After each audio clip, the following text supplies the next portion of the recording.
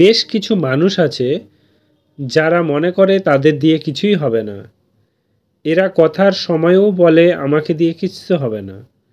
এরা যদি কোথাও কিছু করতে গিয়ে ব্যর্থ হয়ে যায় তাহলে তারা মনে করে তাদের জীবন শেষ। অথচ যদি আর একবার চেষ্টা করত তাহলে বোধহয় সফল হতে পারত।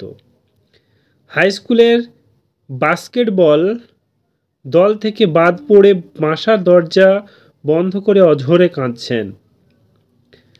তার বন্ধুরা বলছিল তুই জীবনে বাস্কেটবলার হতে পারবি না। তিনি হলেন বিখ্যাত বাস্কেটবলার মাইকেল জর্ডান, 6বার NBA চ্যাম্পিয়ন, আবার 5 বছর সবচেয়ে দামি খেলোয়াড় হিসাবে নির্বাচিত, 4বার NBA অলস্টার প্রাপ্ত। এবার আর গল্প শোনো, দুর্দান্ত। 4 বছর বয়স পর্যন্ত তিনি কথাই বলতে পারতেন না। শিক্ষকরা বলতেন ও জীবনে কিছুই করতে পারবে না। পরে কিছুদিন বাসায় বসে বই পড়ছিলেন, লজ্জায় স্কুলে যায়নি। তিনি হলেন জনপ্রিয় বিজ্ঞানী অ্যালবার্ট আইনস্টাইন, বিজ্ঞানের গতিপথ বদলে দেওয়া মহানায়ক। অল্প সময়ের মধ্যেই সংবাদ উপস্থাপনার চাকরি হারান তিনি। টেলিভিশনের সামনে দাঁড়ানোর মতো কোনো সৌন্দর্যই ছিল না তার। তিনি হলেন অপরাহ উইনফ্রে, তুমুল জনপ্রিয় এবং অসংখ্য পুরস্কার জয়ী উপস্থাপক এবং বিশ্বের সবচেয়ে প্রভাবশালী খ্যাতনারী। আবার এটা বলছি শোনো। পত্রিকায় সংবাদপত্র চাকরি করতেন, তারপর সে চাকরিও চলে যায়। তারা বলেছিল ওর চিন্তা শক্তির অভাব, সৃজনশীলতা বলতে কিচ্ছু নেই।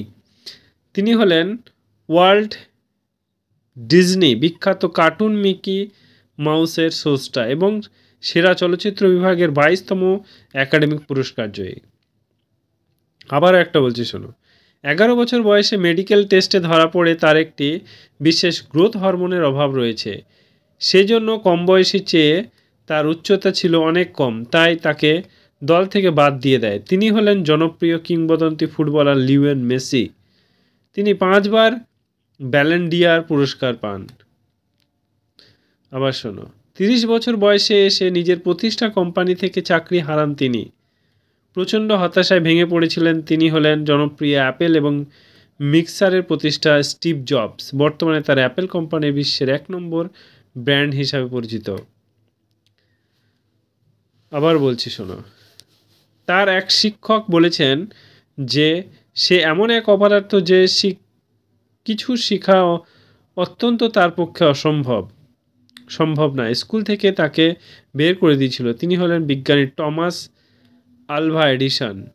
তিনি গ্রামোফোন, ভিডিও ক্যামেরা এবং দীর্ঘস্থায়ী বৈদ্যুতিক বাতিসহ বহু যন্ত্রের উদ্ভাবন করেছিলেন। আবারও বলছি, জন্মেছিলেন তিনি অতি দরিদ্র ঘরে। দেখতেও সুশ্রী ছিলেন না। ব্যবসা শুরু করে দিয়েছিলেন, মূলধন হারান। কিছুদিন বাদে যার সাথে তার বিয়ে, তার মৃত্যু হয়। তিনি 8 বার নির্বাচিত পরাজিত হয়। তিনি হলেন আব্রাহাম লিঙ্কন, আমেরিকার 16তম রাষ্ট্রপতি। আবারও বলছি শোনো। পড়াশোনায় খুব বেশি মনোযোগী ছিলেন না তিনি। একবার পরীক্ষায় বসে সব সাবজেক্টে ফেল করেছিল। পরে তাকে তার এক বন্ধু বলেছিল তুই কিচ্ছু করতে পারবি না। তিনি হলেন বিশ্বের 1 নম্বর ধনী ব্যক্তি, মাইক্রোসফটওয়্যার কোম্পানির প্রতিষ্ঠাতা বিল গেটস।